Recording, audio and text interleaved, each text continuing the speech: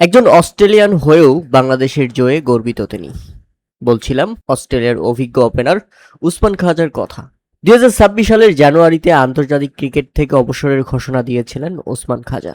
হ্যাঁ, 2026 সালের 4 জানুয়ারি Sydney cricket গ্রাউন্ডে ইংল্যান্ডের বিপক্ষে অ্যাশেজ সিরিজের পঞ্চম এবং শেষ টেস্ট খেলে তিনি তার 15 বছরের দীর্ঘ বর্ণাঢ্য আন্তর্জাতিক ক্যারিয়ারের ইতি টানেন।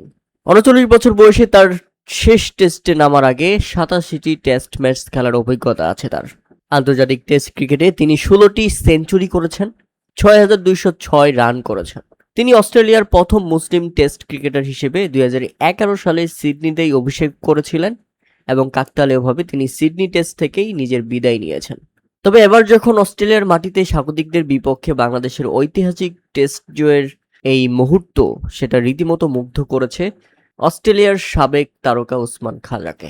বাংলাদেশের এই পারফরম্যান্সকে টেস্ট ক্রিকেটের সৌন্দর্যের উদাহরণ হিসেবে তিনি দেখছেন।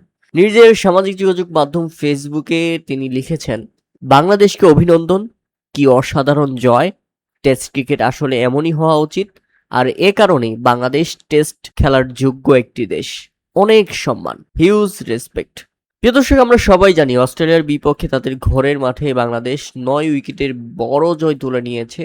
4 দিনেই টেস্ট জিতে নিয়েছে অস্ট্রেলিয়ার বিপক্ষে, আর যেটা বাংলাদেশের টেস্ট ইতিহাসের অন্যতম স্মরণীয় সাফল্য। এই জয়ের মধ্য দিয়েই প্রথম অস্ট্রেলিয়ার মাটিতে টেস্ট জয়ের স্বাদ পেয়েছে বাংলাদেশ।